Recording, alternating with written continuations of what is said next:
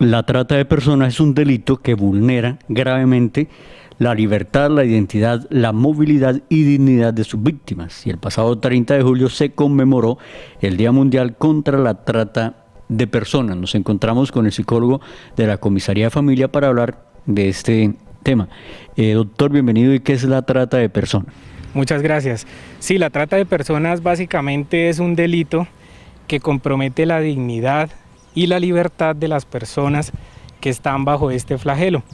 Es un delito que ocurre tanto a nivel nacional como internacional. Hay países que son países de origen, otros son de tránsito y otros son países de destino para la trata de personas. Este es un flagelo que afecta a alrededor de 40 millones de personas en todo el mundo y pues por esa razón es tan importante prevenir la ocurrencia de este delito. Bueno, como ya lo comentamos hace un momento, es el día 30 de julio que se conmemora. ¿Por qué ese día? Sí, en efecto, el 30 de julio es el día que se ha designado por parte de la Asamblea General de las Naciones Unidas, que son alrededor de 200 países que hacen parte de esta asamblea. En realidad no hay una ocurrencia que haya marcado la historia del mundo el 30 de julio en cuanto a trata de personas, pero esta es la fecha que se ha establecido para esta campaña, que de pronto la podemos encontrar en las redes, en la publicidad, con el símbolo de un corazón azul, que hace referencia al corazón y al sentir de tantas víctimas que no han podido romper esas cadenas y no han podido salir de la trata de personas. ¿Existen varios tipos de trata de personas? Sí, señor, la trata de personas tiene varias formas de manifestarse. En realidad son muy múltiples, pero digamos que se podrían considerar 6 principales. La primera de ellas es la explotación sexual comercial o prostitución ajena. Básicamente este tipo de trata consiste en que la persona que es víctima es raptada, casi siempre bajo engaños y bajo falsas promesas, para ser llevada a algún sitio en el cual pues es explotada sexualmente, y hay usuarios que llegan pues obviamente a acceder a este tipo de servicios, y estas personas que están siendo explotadas bajo esta modalidad no tienen una remuneración económica. Por lo general se les amenaza a su familia, a sus seres queridos, para que ellos pues no logren romper esas cadenas, y pues digamos llegan hasta el punto de que se les quita su documento de identidad, de que se les coarta totalmente su libertad. Otra de las modalidades conocidas es la de la pornografía infantil. Esta básicamente consiste en que hay menores que también bajo engaños, recordemos que todas las modalidades tienen en común el engaño y la falsa promesa, hay menores a quienes se les extrae, digamos, de una u otra manera, contenido audiovisual relacionado con actividades sexuales, ya sean reales o simuladas, y por medio de esto pues se comercializa ese producto, digámoslo así, ese contenido, y pues en eso consistiría entonces la pornografía infantil. ¿Qué podría hacer una persona que es víctima de trata de personas o conoce de alguno de estos casos? ¿Cuál es la ruta que debe seguir? Bueno, la ruta que se debe seguir en estos casos es acudir a las autoridades que tengan que ver con la protección de los derechos en el sector público, como por ejemplo la Policía Nacional, las Defensorías del Pueblo, las comisarías de familia, las personerías, entre otras autoridades. Bueno, para el tema del trata de personas y este ambiente, hay muchas formas para que se dé. Por ejemplo, hoy en día se puede utilizar las redes sociales. La invitación es como a desconfiar de las propuestas tentadoras que se puedan hacer a través de este medio. Claro, efectivamente, en nuestra cotidianidad, hoy por hoy, las redes sociales sabemos que han tomado un papel muy protagónico en todos y cada uno de los escenarios de la sociedad.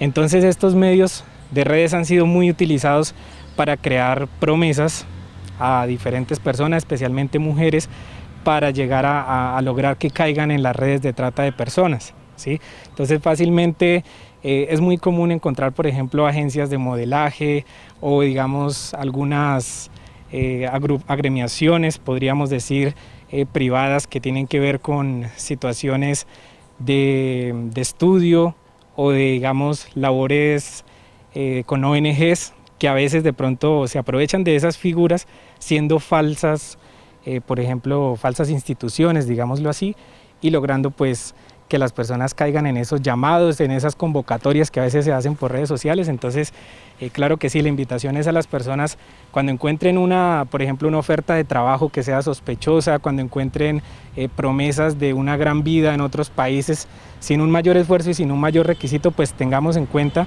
que allí se puede estar camuflando la trata de personas, que podemos estar viéndonos expuestos a una situación de estas y que pues sus consecuencias son, digamos, muy degradantes para la dignidad humana y para pues toda la población del mundo.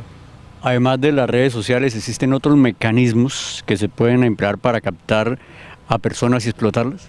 Sí, a veces, pues aparte de las redes sociales, hay algunas, como ya lo decía ahorita, algunas organizaciones que se esconden bajo fachadas para lograr esto. Entonces, por ejemplo, es muy común encontrar explotadores, ¿sí? Personas que cometen la trata de personas, que han montado diferentes academias, grupos, lugares y que empiezan también por medio del voz a voz a generar atracción en las personas para que se acerquen a estos lugares, para que se acerquen a buscar beneficios, aprovechándose de la necesidad de la gente, del desconocimiento y pues logrando, digamos, un gran daño en la población.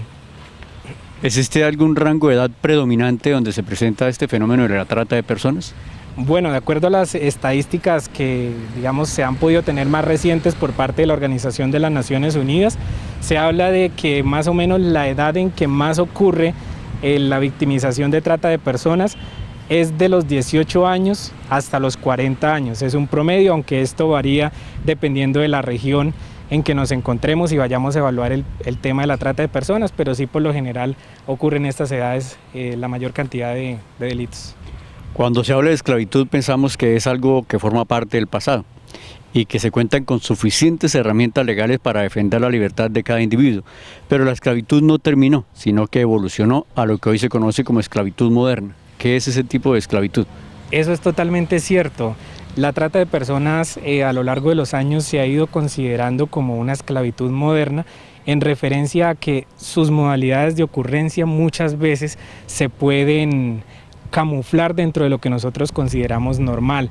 Por ejemplo, otra de las modalidades que si bien no es tan común pero sí ocurre es por ejemplo la de la servidumbre, que consiste en que una persona, digamos, va a una finca, va a una casa donde tiene que trabajar, digámoslo así, de tiempo completo y a duras penas pues reciben un lugar para dormir y un plato de comida que a veces es muy precario.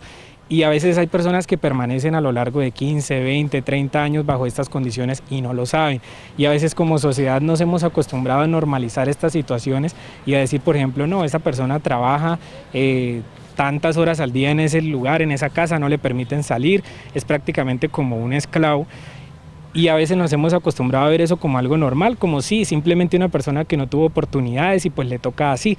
Pero entonces detrás de eso se está escondiendo la trata de personas, ¿sí? Recordemos que hay diferentes modalidades que cada una tiene, digamos, cierto porcentaje de ocurrencia o de importancia frente a la observación del delito.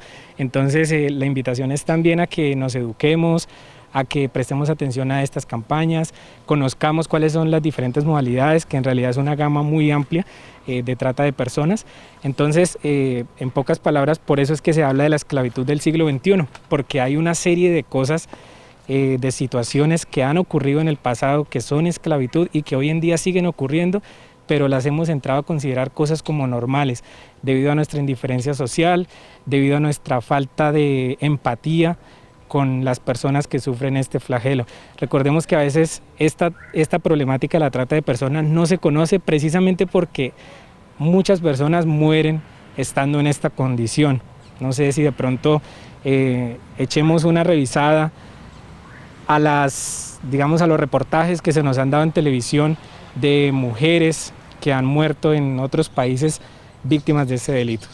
Doctor, muchas gracias por su tiempo. Ya para finalizar, coméntenos cómo se vinculó la Comisaría de Familia de nuestro municipio en esta celebración. Claro, la Comisaría de Familia en esta ocasión, 30 de julio de 2020, se vinculó por medio de una actividad radial en una emisora de nuestro municipio, por medio del equipo interdisciplinario de la Comisaría de Familia, que es la doctora Silvia Margarita Serrano, junto con el policía Andrés Pérez, patrullero encargado del área de infancia y adolescencia, realizaron un pequeño programa, tuvieron un espacio en una emisora en nuestro municipio.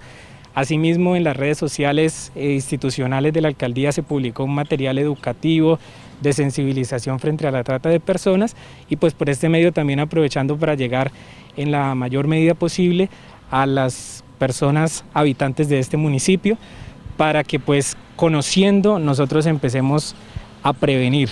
Tenemos muy en claro que las actividades preventivas deben apuntarle a la información y a la sensibilización. A veces por no saber que algo es un delito, que algo está mal, pues sencillamente cuando nos llega a nosotros no lo denunciamos, se nos pasa por alto. Entonces eso fue, digamos, la forma en que nos vinculamos, educación y sensibilización para que se pueda dar paso a la prevención.